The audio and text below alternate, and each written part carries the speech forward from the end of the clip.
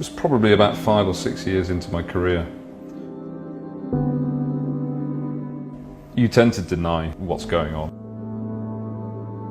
but I knew something wasn't quite right. Depression and anxiety itself is a crippling illness, really.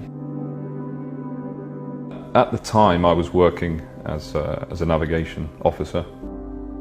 I'd say I was struggling to perform to a reasonable standard.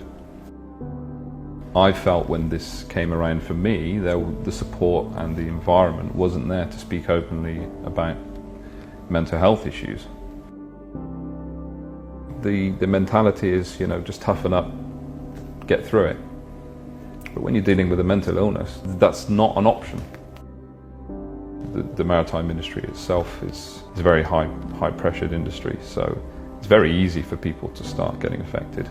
And it's not like the 9 to 5 where as soon as you go home you close the door, whereas on a ship you're monitored 24 hours a day. So it's a lot of mental pressure to stay under for that amount of time, knowing that you're being observed all the time. And I think it's safe to say that it's not just me, but there's a significant amount of people out there probably on the same ships as me that were struggling in the same way. Although I've got the support that I needed, it certainly took a lot longer than it should have done.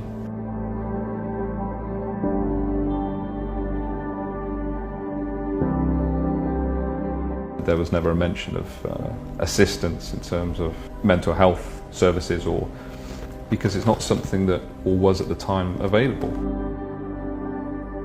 From my perspective, the Not On My Watch campaign is critical actually to starting to push this forward, get people talking and changing the view of mental health within the maritime industry. And we've got a long way to go, but I think the best starting point is education and training.